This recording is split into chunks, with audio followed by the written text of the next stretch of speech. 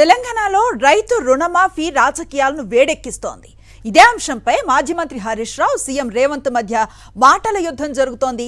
August 15 లోపు రుణమాఫీ చేస్తామని సీఎం రేవంత్ రెడ్డి ప్రకటించగా అసెంబ్లీ ముందు అమరవీరుల స్తూపం వద్ద ప్రమాణం చేయాలని హరీష్ రావు డిమాండ్ చేశారు. ఇవాళ అమరవీరుల స్తూపం వద్దకు సీఎం రేవంత్ రెడ్డి, హరీష్ రావు సవాళ్లు విసురుకున్నారు. దీంతో రేవంత్ స్పందనపై ఇప్పుడు ఆసక్తి నెలకొన్న పరిస్థితి.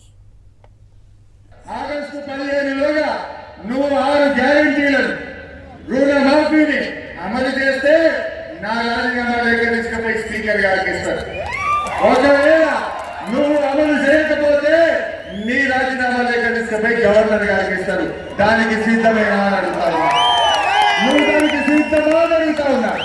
దమ్ముంటేరా నువ్వు మాట మీద నిలబెట్టారా? ఇక ఇదే అంశానికి సంబంధించిన పూర్తి సమాచారాన్ని గన్ పార్క్ నుంచి మా కరెస్పాండెంట్ శేఖర్ లైవ్ లో అందిస్తారు.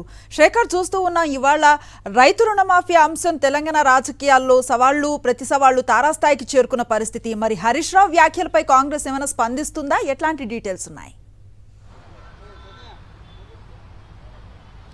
అనుశ్రీ, రైతు రుణమాఫీకి సంబంధించి కాంగ్రెస్ ప్రభుత్వం ఏర్పడగానే మొట్టమొదటి హామీగా రైతు రుణమాఫీ చేస్తాము, డిసెంబర్ 9వ తేదీనే రైతు రుణమాఫీ చేస్తాము అంటూ కాంగ్రెస్ పార్టీ అసెంబ్లీ ఎన్నికలకు ముందు చెప్పింది. ముఖ్యంగా ఇప్పుడున్నటువంటి సీఎం, అప్పటి ప్రతిపక్ష నేతగా ఉన్నటువంటి రేవంత్ రెడ్డి ఈ అంశం మీద పదే ఎన్నికల ప్రచారం అంతా కూడా చేశారు. దాని తర్వాత ప్రభుత్వం ఏర్పడిన 4 నెలలు అవుతున్నా కూడా ఎక్కడా కూడా రైతు రుణమాఫీ చేయలేదని ప్రశ్నించినటువంటి ప్రతిపక్షాలకు మేము రైతు రుణమాఫీ చేస్తామని చెప్పినాం తప్పితే ఎక్కడా కూడా టైం బాండ్ పెట్టలేదు అంటూ కాంగ్రెస్ పార్టీ కౌంటర్ ఇచ్చేటువంటి ప్రయత్నం చేసినప్పటికీ రైతుల నుంచి కొంత ప్రతికూల స్పందన అయితే వచ్చిందని చెప్పుకోవాలి. ఇక ఇప్పుడు లోక్సభ ఎన్నికలలో భాగంగా కాళేశ్వరం ప్రాజెక్టు మీద మాజీ ముఖ్యమంత్రి కేసీఆర్ మీద ప్రస్తుత ముఖ్యమంత్రి రేవంత్ రెడ్డి విమర్శన అస్త్రాలు ఊర్చారు. కాళేశ్వరం ప్రాజెక్టు కేసీఆర్ డిజైన్ చేశారు, అది కూలిపోయింది, దాని మీద చర్చకు సిద్ధమా అంటూ రేవంత్ రెడ్డి సవాల్ విసినటువంటి పరిస్థితులు. ఇక అదేవిధంగా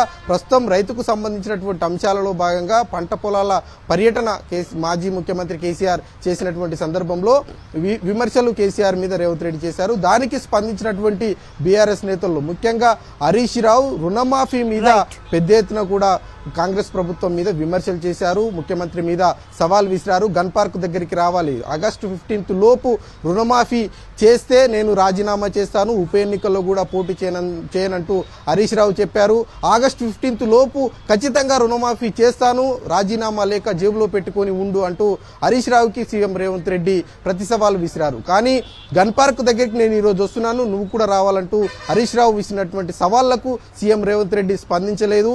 ప్రస్తుతం హరీష్ రావు ఇంటి దగ్గర ఆయన కార్లు రెడీగా ఉన్నాయి, మరికొద్దిసేపట్లోనే బయలుదేరేటువంటి అవకాశాలు ఉన్నాయి. మరి సీఎం రేవంత్ రెడ్డి కానీ కాంగ్రెస్ పార్టీకి సంబంధించినటువంటి నాయకులు ఎవరు కూడా ఈ రుణమాఫీ అంశం మీద హరీష్ రావు సవాళ్లకు స్పందించలేదు. మరి ఇప్పుడు హరీష్ రావు ఇక్కడికి వస్తాడా లేదా అన్నది ఒక క్వశ్చన్ మార్క్. ఎందుకంటే ఎలక్షన్ కోడ్ ఉన్నటువంటి నేపథ్యంలో ఇక్కడికి రాణిస్తారా లేదా అన్నది చూడాల్సి ఉంది. ప్రభుత్వం ఏమైనా స్పందిస్తుందా, సీఎం రేవంత్ రెడ్డి హరీష్ రావు సవాళ్ళకి ఏమైనా స్పందిస్తారా లేదా అన్నది చూడాల్సి ఉంది. ఓవరాల్ గా ఈ రోజు ఐడ్రామా అయితే కొనసాగేటువంటి అవకాశాలు ఉన్నాయి. ఏ రకంగా ఇది కొలిక్కి వస్తుంది, ముగింపు ఉంటుంది, సవాళ్లు ప్రతి సవాళ్లు అన్నది చూడాల్సి ఉంది.